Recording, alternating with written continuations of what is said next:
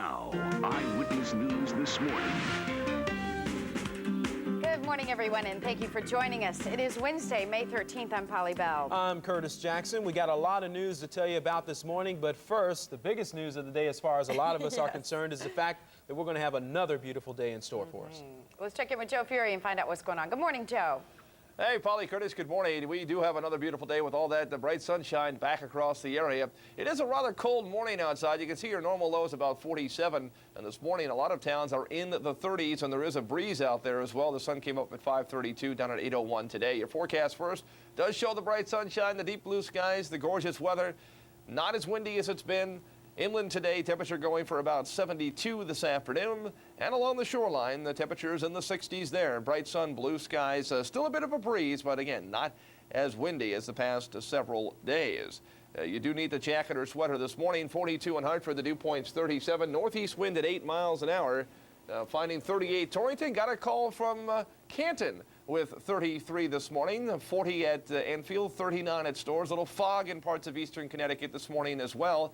43 at Groton, 41 Meriden, 43 Milford, and 38 in for Waterbury. We are in for some great weather as we head for the end of the week and the weekend. Details coming up in the 5-day in a few minutes. Curtis. All right, thanks a lot, Joe.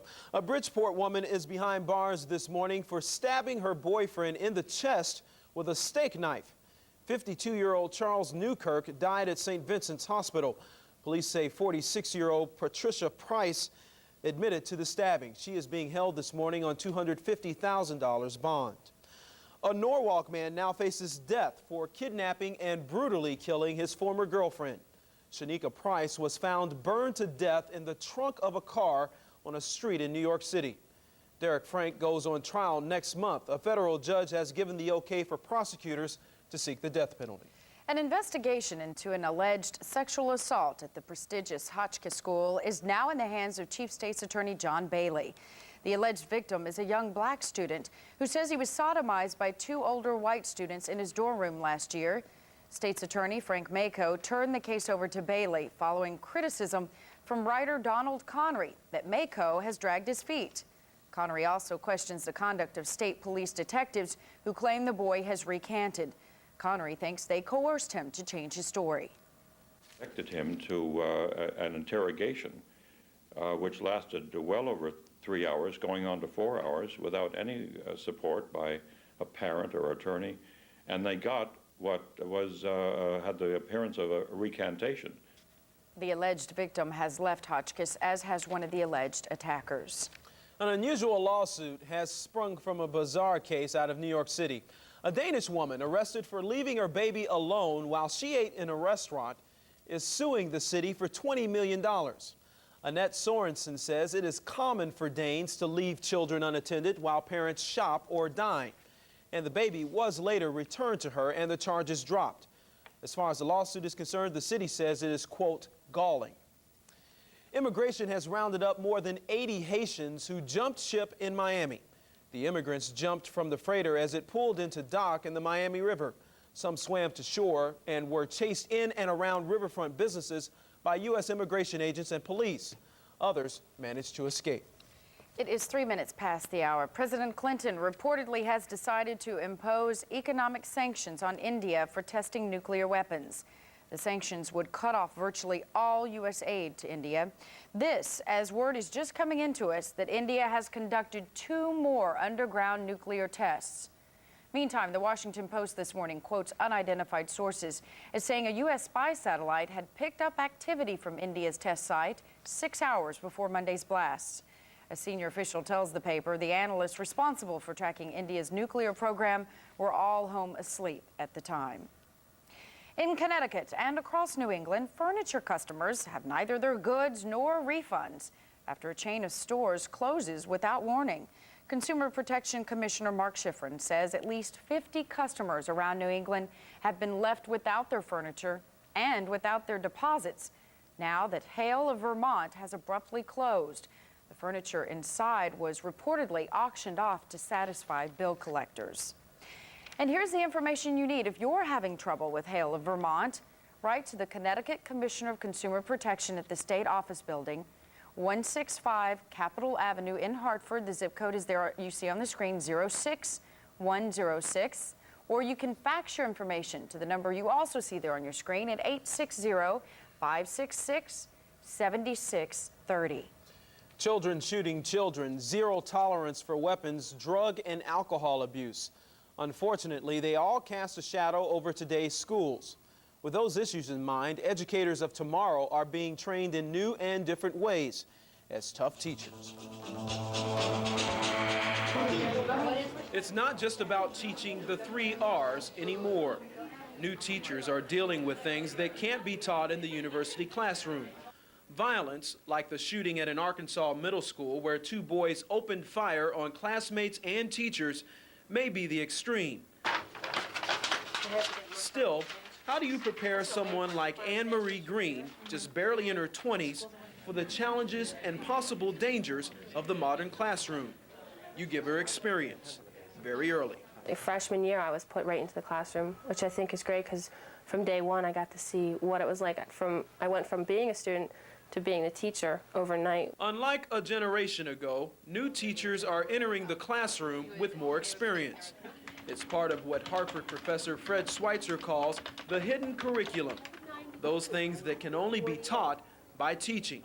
Without them, But it's a little bit like trying to learn to drive from reading a book. Somebody's got to put you in the car and get you out there. So we try to get students out into the classrooms as soon as possible. the result of this new way of training teachers has been the ability to understand and prepare for the worst. Like, I'd go to school sometimes and I'd hear stories about how they robbed a car or they stole the car and they went driving for the weekend and dumped it behind a building. And I'm like, that scares me. That this is what's really going on with my kids. Anne Marie is graduating this month. With her last year of student teaching under her belt, she says she's now ready to go to the head of the class. I can't wait. I love teaching. Honestly, I can't wait. It's something that I've definitely been looking forward to. One more note, it is hoped that putting young teachers in classrooms sooner, as far as educators are concerned, will ease their fears, making that transition from student to teacher go a little smoother. What's a parent's most embarrassing moment? Could it be a child throwing a tantrum in the middle of a store?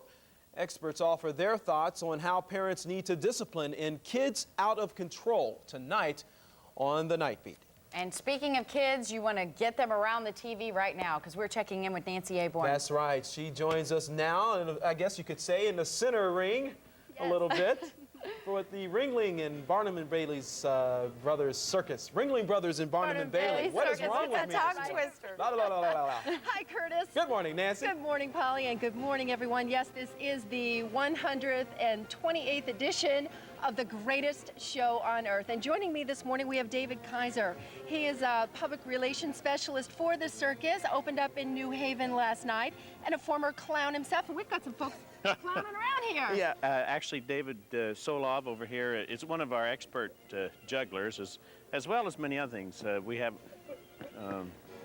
clowns. You know, clowns and elephants are the pegs on which you hang a circus, is something that P.T. Barnum said, and it's no more evident than here. We have clowns, we have elephants, lots of fun things at this year's show. What's new about the show for know, folks who keep coming back year after year? This year we have a lot of favorite things that are also new things. Mishu is not only new this year, but he's also a return from the past, and he's part of our sideshow, which is also new. A little bit later this morning, we're going to see one of our sideshow performers, Mysticles, who actually stands on lit light bulbs, on eggs without breaking them, walks up a ladder of swords, lots of bizarre things. And we're going to have a bit of an art exhibition with elephants. We are. Our baby elephants, Benjamin and Shirley, who are going to paint.